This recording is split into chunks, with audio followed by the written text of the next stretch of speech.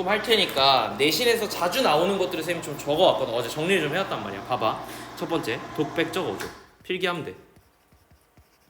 광야라는 시에 대해서 얘기하는 거예요. 이육사라는 사람에 대해서 얘기를 하진 않을 거야. 자, 두 번째는 의지적이고, 그리고 저항적이에요. 그리고 미래지향적이에요. 이 이유가 있어요. 이육사 시에서 미래지향적인 거 잘 나오지 않아요. 왜냐하면 지금 막 저항하고 지금 일본 싫어! 야 싸우자! 막 약간 이런 느낌이어야 되는데, 그지? 그래서 나를 막 어디 이상한데 막 어디 갖다 놔놓고, 그지? 나를 막 대적하고 막 맞짱 뜨고 막 이런 얘기가 나와줘야 돼. 그러니까 미래지향적인 게 어느 정도 있긴 하지만 대부분이 성찰적이거나 뭐 이런 느낌이기 때문에 미래지향이다라는 느낌이 들지 않는단 말이야, 사실상. 왜냐하면 희망이 없잖아. 너무 힘들잖아. 일제 강점기 시인이죠.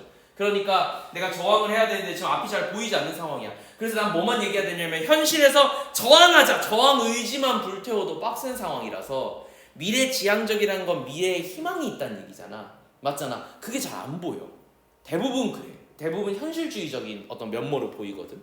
근데 요 시가 이육사 시 중에서 정말 드물게 미래에 그래도 올 사람이 우리를 좀 광복시켜주지 않을까? 라는 멘트들이 직접적으로 나와, 내 말은. 그래서 내가 대놓고 미래지향적이다라고 할 수 있는 거야. 알겠지? 이게 조금 포인트긴 한데 시험 문제에서 이런 성격은 그렇게 어렵게 나오지 않잖아요. 거의 안 나오잖아요. 그냥 이해만 하고 있으면 좋을 것 같고. 자, 3번은 시간의 흐름에 따른 시상전개다. 이것도 되게 특이하죠. 한 번도 이런 적이 없어요. 그래서 과거에서부터 되게 순방향이야. 현재로 갔다가 과거 얘기를 굉장히 많이 해요. 그리고 나서 미래를 얘기하는데 이유가 있어요. 이 사람이 이제 얘기하고 싶은 건 뭐냐면 여기서 광야의 의미는 우리가 사는 터전이야. 그러니까 한반도야, 한반도. 한반도가 근데 과거에서부터 얼마나 신성하고 좋은 땅이었는지 설명해줘야 돼. 그래야 현재의 이 쌍놈 새끼들이 쳐들어왔는데 쟤네가 감히? 라는 얘기를 할 수 있잖아. 그래서 앞에 신성성을 막 얘기해줘야 되거든. 그게 조금 길어. 그래서 과거 얘기가 좀 길고 현재 이렇게 될 거라서. 근데 나는 어떤 존재냐면 이 와중에 이육사가 이게 화자죠. 화자가 자기를 어떻게 정의했냐면 내가 광복을 시키는 게 아니야. 광야가 약간 후반부시라서, 그러니까 이육사 후반기시라서 그래서 조금 이제 아셨나봐. 아, 내 때는 광복이 안 되겠구나. 내가 먼저 죽을 수도 있겠구나라는 걸 좀 깨달으셨나봐. 그래서 자, 나는 뭐만 하는 사람이냐면 이 광복의 씨앗만 뿌리는 사람이야. 언제 될지 모르겠지만 초석만 다져놓고 난 죽으면 먼 훗날에 초인이 와서 우리를 해방시켜 줄 거야 라고 얘기하는 거야. 그러니까 나는 희생한 거지. 맞지? 그래서 자기 희생적인 성격이 있어. 근데 이육사실은 대부분 다 자기 희생적이잖아. 내가 죽어서라도 광복시키겠다 이런 의미니까. 근데 요건 좀 다르죠. 그죠? 약간 결이. 자, 그래서 아무튼 시상전개가 과거, 현재, 미래로 전개된다는 거, 그 다음에 대조적 이미지가 많이 쓰여요. 근데 이게 이제 눈하고 여기서 우리 지문에서는 매화가 두 개가 이제 좀 다른 의미로 쓰였는데, 매화는 일반적으로 우리의 선비의 어떤 무언가를 얘기하는 사군자에 해당하는 친구고요. 그러니까 지조와 절개 뭐 이쪽이고, 눈이라는 소재는 대부분 이제 실현이죠. 근데 아닌 경우도 있었어요. 아닌 경우도 있었어. 실현이 아니라 뭐 예를 들어서 뭐 아름다움이라든가 포근함이라든가 이런 걸 얘기하는 시도 있었는데, 어쨌든 이 시에서는 눈과 매화를 갖다가 비교했어요. 비교해서 이 둘이 얼마나 큰 그 차이점이 있는지를 갖다가 우리가 보는 포인트가 될 것 같고. 자, 5번은 명령형 어조예요. 어미. 그래서 뭐뭐 해라, 뭐뭐라 라는 표현을 쓰는데, 이런 것들이 이제 의지적인 성격을 보여주는 거지. 뭐에 대한 의지겠어요? 당연하게도 저항 의지죠. 요렇게. 그래서 독백적 어조, 그 다음에 저항적인데 미래지향적이다, 희망적이다. 그리고 시간의 흐름에 따른 시상 전개를 하고 있고, 대조적 이미지에 명령어 어미를 쓰고 있어서 의지적인 걸 표현하지만 어쨌든 저항시라는 걸 알아두고 지문 보면 좋을 것 같아. 자, 시간 표식이 되게 중요해서 내가 옆에다 동그라미 치고 초록색으로 표시할 건데 여러분들 알아서 필기하시면 되고. 자, 여기서부터 이제 과거예요. 완전 근데 태초로 가. 완전 까마득한 옛날이야. 그래서 이 땅이 생길 때쯤을 얘기할 거야. 잘 봐. 까마득한 날에 하늘이 처음 열리고 어대 닭 우는 소리가 들렸으라. 여기서 닭은 생명을 얘기하는 대유법입니다. 생명체 전체를 얘기하는 대유법이야. 대유라는 말이 조금 뭐랄까 조금 좀 익숙하지 않을 수 있는데, 작은 카테고리를 가지고 큰 카테고리 전체를 대변한다는 걸로 이해하면 좋을 것 같아요. 무슨 얘기냐면 인간 종족 전체가 아니라 인간 종족을 대표하는 오동건 뭐 이런 식으로 표현하면 여기서 오동건의 의미는 사실 인간 전체인 거잖아. 그러니까 이런 식으로 표현하면 사실상 대유법이라고 보면 돼요. 됐죠? 그러니까 뭐 예를 들어서 산들이 뭐 예를 들어서 지리산이 우리를 향해서 다가오고 있어. 이게 이런 의미가 아니라 그 시에서 만약에 산이라는 전체, 지형 전체가 나한테 뭔가 다가오는 느낌이다 하면 그러면 산 하나만 얘기했지만 실제는 지형 전체인 거잖아. 뭐 이런 이제 대유법인 거야. 그럼 예를 들어서 예를 드는 거야. 진짜 내 머릿속에 있는 거 그냥 아무거나 예를 드는 거야. 뭐 예를 들어서 중랑천이 막 뭐 예를 들어서 막 나한테 막 다가와. 혹은 뭐 중랑천을 내가 다 마셔버릴 거야. 뭐 이런 시가 있다고 쳐봐봐. 근데 그 중랑천이 그냥 중랑천만 의미하는 게 아니라 지구에 있는 모든 물을 의미하는 거라면 그래서 이게 막 뭐 예를 들어서 물 부족에 대한 뭔가 이렇게 한탄? 뭐 이런 걸 내가 막 지어내는 거다 얘들아. 뭐 그런 걸 얘기하는 거라면 중랑천은 사실은 전 인류에게 쓰여지는 담수니까 그죠? 작은 거지만 큰 걸 비유한 거잖아. 그래서 이런 것들이 대유법이에요. 그럼 여기서 닭이라는 것은 생명체 우는 소리인 걸 얘기하는 거야. 즉 얘 말은 뭐냐면 처음이 너무 옛날에 언제냐면 하늘이 처음 열렸어. 즉 처음으로 지구가 생겨났고 생명체는 존재하지 않을 정도로 까마득한 옛날에 이런 표현이야. 그러니까 과장한 거죠. 그죠? 과장한 거야. 자, 뭐뭐 했으랴 이렇게 얘기했으니까 서리법이네요. 안 들렸다는 거죠. 됐죠? 자, 그래서 이 부분을 그냥 내가 굳이 해석을 하자면 광야가 주제니까 광야가 생겨난 아주 먼 과거야. 이게 중요해요.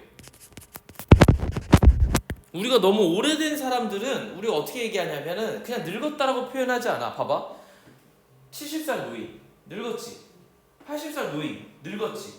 1000살 노인 우리는 그걸 늙었다고 표현하지 않아. 알았어. 경이롭다라고 얘기하지. 무슨 얘기냐면 너무 까마득히 오래면은 신성해져요. 뭔 얘기죠? 신이 된다고. 그래서 그 인도 같은 데 보면은 앉아서 돌아가신 분인데 미라고 시체인데 근데 안 썩어. 뭐 예를 들어서 100년이 넘었어. 안 썩은 채로. 그러니까 그분이 살아계신 게 한 90년이었고 그 이후로 100년이 지났어. 그래서 아직도 막 그러면 어떻게 되냐면 그 마을 전체가 그 사람을 신으로 받들잖아. 똑같은 거야. 100년만 돼도 그렇게 되는데 여긴 지금 먼저 생명체가 없을 때잖아. 일부러 그렇게 보내버린 거야. 그래야 뭐가 확고하니까 우리나라 땅이 얼마나 신성한지가 보여지니까. 시적 장치예요. 알겠죠? 자, 그래서 모든 산맥들이 바다를 연모에 휘달린대. 잘 봐. 산맥이 달리고 있어. 여기서 우리가 알 수 있는 건 첫 번째 의인화하고 있어. 일단 연모한다 그랬잖아. 사랑한다 그랬잖아. 그러니까 의인화야. 그런데 달리고 있으니까 화류법이에요. 활류는 생명체가 아닌 것들을 생명체처럼 표현하는 것. 의인법은 사람이 아닌 것을 사람인 것처럼 표현하는 것. 이 둘은 달라요. 다른데 요 내달리다, 휘달리다라는 표현만 보더라도 선생님 인간도 뛰는 거 아닙니까? 이거 의인법으로 봐도 되지 않아요? 물론 그렇게 볼 수 있지만 대부분은 달리는 건 생명체이고 생명체이지 않은 친구들이 하는 거니까 생명체면 대부분 달릴 수 있잖아. 그래서 얘는 화류법으로 보고 근데 연모에 사랑하는 거는 생명체라고 해서 모든 생명체가 다 누구를 사랑하진 않거든. 그러니까 이건 의인법으로 보는 경향이 있어요. 근데 대부분 학교 시험에서는 이걸 나눠가지고 문제를 내지 않고 한 번에 내기는 해. 알겠지? 자, 연모에 휘달릴 때도 차마 이곳을 범하지 못했다. 형광펜지. 이게 얘가 하고 싶은 말이야. 여기서 이곳이 어디냐면 광야인 거죠. 이게 이제 한반도예요.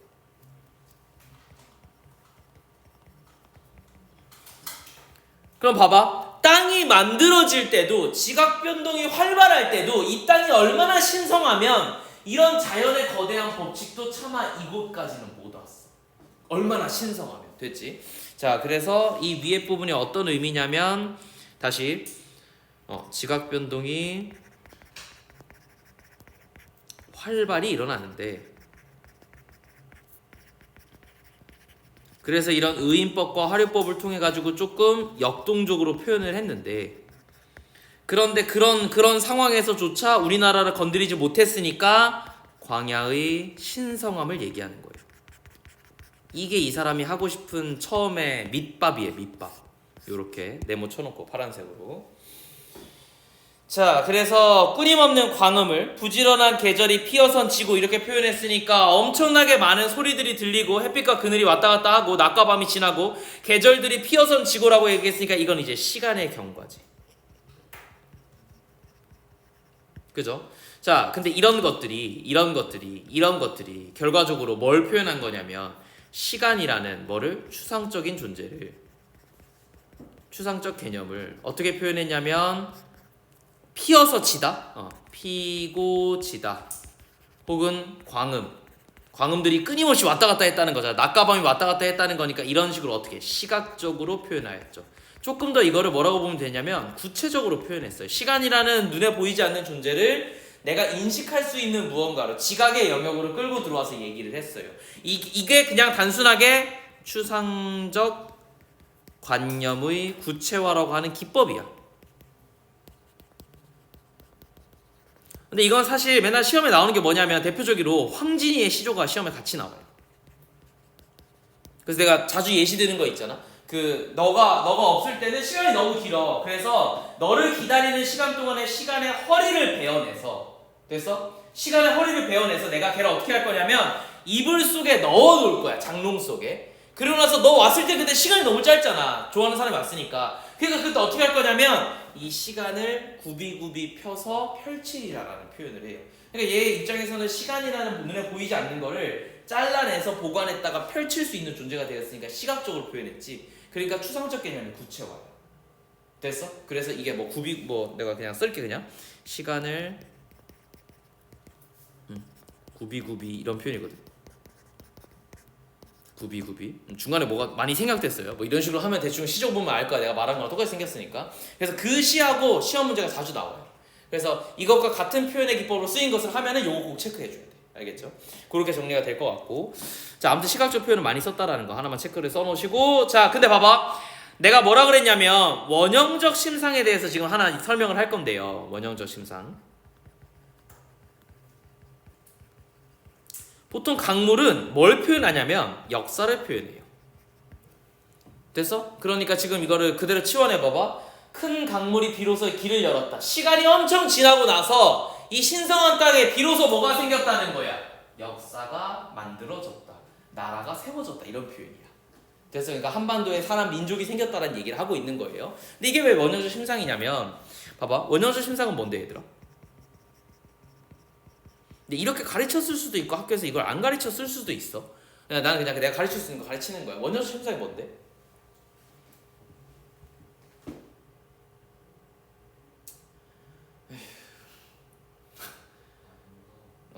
겨울방학에 개념 수업 한 번 더 하자. 알겠지? 처음부터 바닥부터 다시 하자. 자, 원형 심상이 뭐냐면 근데 다 내 잘못이야. 알겠지? 자, 원형 심상이 뭐냐면 모든 문화권에서 시나 소설이랑 상관없이 문학에서 공통적으로 보여지는 무언가야. 상징책이야.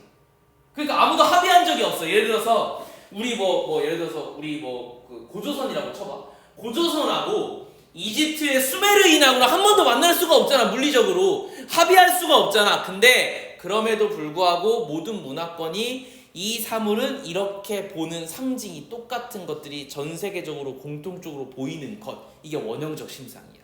알겠지? 그러니까 합의한 적이 없지만 인간이 그냥 상상력이 다 똑같다라는 걸 증명하는 무언가겠지. 문화가 다 똑같다라는 걸. 대표적인 게 뭐냐면 일반적으로 물은 생명과 동시에 죽음을 상징해요. 근데 또 뭐도 상징하냐면 이 생명인 게 이유가 있어. 어머니의 자궁을 의미하기 때문이야. 양수.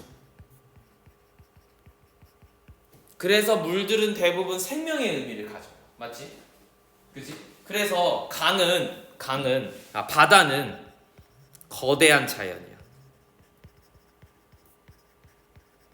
혹은 신, 경외감 이런 걸 상징해요. 거의 종교와 다름없어요. 내가 저걸 이겨낼 수가 없어. 바다가 있어? 바다에서 어마어마한 생명력을 얘기하죠. 그렇기 때문에 엄청난 생명력이야. 근데 인간이 바다를 이길 수 있나? 없지? 그렇기 때문에 내가 어떻게 극복하지 못할 대상이기도 해요. 동시에.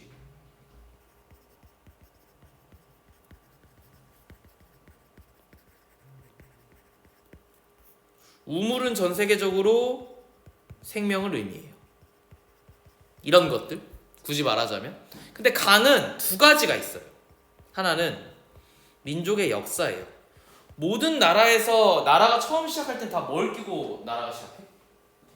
강. 왜? 농업을 해야 되니까. 한마디로. 그래서 그들한테 강은 생명줄이자 젖줄이 돼야 되는 거야. 그치? 그게 흘러야지만 우리가 먹고 살 수 있으니까. 그래서 그걸 끼고 역사가 시작됐기 때문에 강은 역사를 의미하는데, 반대로 생각해봐봐. 야, 우리 죽으면 어디가?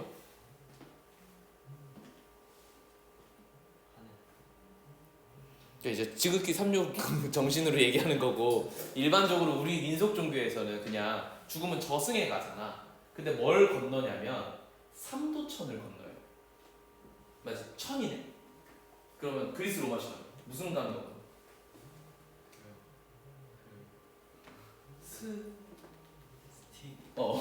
스틱스 강 건너지. 맞지? 근데 이게 그 대부분의 종교에서 뭔지 모르겠지만 뒤지면 강을 하나 건너. 근데 그 강을 건너면 산자와 죽은 자의 경계선이라서 산 사람은 이 강을 건너올 수 없고 죽은 자는 이 강을 건너서 이승세계로 갈 수 없어요. 강은 경계선을 얘기해요. 됐지? 그래서 이 강이 죽음을 의미하기도 하는 거예요. 바다하고는 좀 다른 결로 이게 원효저 심상으로 좀 쓰여요. 이해됐죠? 그러니까 봐봐, 생각을 해봐봐. 그러면은 우리도 이게 왜 그러냐면 생각해봐. 원래 어쨌든 우리가 먹고 살아야 되니까 나라가 다 어디에 만들어졌냐면 강에 만들어졌는데 그 당시에 전깃줄이 있어. 뭐가 있어. 그러니까 강 주변은 항상 어때? 안 보이는 거야. 그래서 밤에 길을 건너다가 혹은 강을 건너다가 휩쓸려서 죽는 경우가 진짜 많았어요. 옛날에는. 그러다 보니 강은 공포의 대상이지. 맞지? 밤에 저기 가면 죽는 거야 그냥. 그런데 낮에는 어때? 역사의 시발점이 되는 거예요. 이해됐어? 그래서 두 가지 의미를 가진다고 볼 수 있을 것 같아. 그러니까 얘가 뭘 본 거? 큰 강물이라는 게 결국 한강을 의미하는 것 정도는 알겠지? 그지? 자, 넘어갑시다. 자, 그래서 지금 눈 내리고 했으니까 봐봐. 아까까지 다 과거였어. 이제 현재가 나온 거예요. 됐죠? 시간적 순서라고 얘기했지만 똑같이 균등하게 배분되어 있는 건 아니고 과거가 좀 더 많았다고 얘기를 했어요. 자, 눈이 내린다고 했으니까 여기에 지금 눈이 내릴 거예요. 눈은 시련을 의미하고 일제강점기를 의미해요.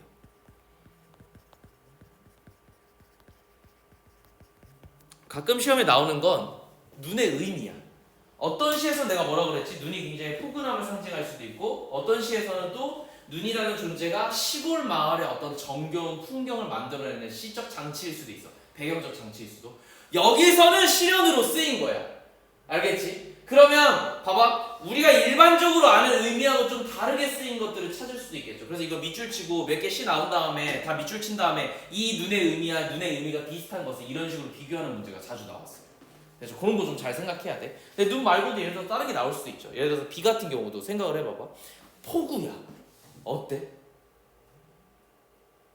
막 폭풍은 몰아치고 막 비가 너무 많이 와서 막 떠밀려가고 그래. 정겨워. 무조건 시련이지 그 정도 되면. 근데 예를 들어서 봄에 내리는 봄비야. 이제 겨울이 끝났다는 걸 상징해. 그럼 어때? 좀 반갑지. 그치? 좀 따뜻하지. 맞지? 그리고 보통 너무 추울 때 비 좀 오고 나서 좀 따뜻해지는 경향이 있잖아. 그렇잖아. 그래서 약간 그런 따뜻함 혹은 계절이 바뀐 혹은 봄이 오는 생명력이 뭔가 생길 것 같은 약간 그런 걸로 생각해야 돼. 이슬비도 비슷하게 생각할 수 있겠죠. 근데 가람비 같은 경우는 대부분 두 가지 의미로 쓰이는데 보통 그렇게 좋은 건 아니야. 그냥 분위기가 좀 추적추적하고 좀 분위기가 좀 안 좋아. 됐지? 그러니까 대부분의 이런 자연물들이나 날씨는 시적 배경과 시적 심상을 강조하는 데 쓰이는데 여기서의 눈의 의미는 그냥 상식적으로 시련을 의미하는 거야. 일반적인 의미로 쓰였어. 근데 아무튼 그게 비교할 수 있는 걸 많이 쓰인다고. 그래서 눈, 비 뭐 몇 가지로 항상 비교가 돼서 시험 문제 나오거든. 시험 문제로. 이런 거 조심해야 돼. 알겠지? 그러니까 해석하는데 시간이 좀 걸린다는 거야. 시 5개 나오면 시 5개 다 해석해야 되잖아. 그잖아? 계속. 자, 근데 여기에 뭐가 대단하대요? 매화 향기가 홀로 아득하대요. 매화는 일반적으로 누굴 상징하냐면 선비를 상징하죠. 그죠? 지조와 절개를 상징합니다. 그죠? 자, 그런데 홀로 아득하대요. 어때요? 고고해요. 근데 이 매화를 뿌리신 이 선비님이 뭐 하실 거냐면 여기서 내가 여기서 결국 이거 나죠. 나는 결국 여기서 가난한 노래의 씨앗을 뿌릴 거다. 내가 뭐 하는 사람이냐면 난 씨앗 뿌리는 사람이에요. 내가 추수하는 사람이 아니에요. 이 사람도 그걸 원치 않아요. 그죠? 그러니까 여기서 보이는 게 씨앗을 뿌린다라는 것 자체가 일단 자기 희생적인 고백이지. 나는 이 과실을 못 얻는 거야. 근데 뭐뭐 하리라 라고 했으니까 의지적이에요. 저항의지. 이거를 다 엮어서 혼자서 약간 이런 느낌이잖아. 혼자서 맞서 싸우는 느낌이잖아. 내가 죽더라도 이런 거를 지사적 면모라고 해요. 그냥 이거 개념어니까 알아두세요. 이육사 시에서는 대부분 지사적 면모가 보인다고 해. 왜냐하면 홀로 맨날 맞짱 뜨거든. 이런 식으로. 그래서 혼자서 뭔가 다 대적하려고 하고 감당하려고 한단 말이야. 그래서 이런 지사적 면모가 보인다라는 걸 좀 볼 수가 있을 것 같고. 자, 그래서 자기희생적인 멘트를 했는데 다시 천고의 뒤에라고 했으니까 미래예요. 됐죠? 백마 타고 오는 초인이 있을 거예요. 이 사람이 누구냐면 본인은 아니에요. 화자는 아니고 누굴 거냐면 아마 민족을 이끌 지도자 정도가 될 것 같아요. 이 지도자가 이 광야에서 씨앗을 보고 광복을 목 놓아 부르게 하리라 라고 했으니까 광복되었음을 선포할 거라고 얘기하고 있어요. 마찬가지로 의지적인 면모를 보이고 있죠. 민족적 영웅이 등장할 것임을 영웅의 등장을 희망하고 있어요. 그러니까 결과적으로 이 민족적 영웅이 우리 뭘 해줄 거라고 광복을 희망하고 있다. 그래서 저항 의지를 보여주고 있다. 이렇게 보시면 좋을 것 같아. 이해됐니? 됐어? 그래서 이 시는 이육사 시에서 조금 특별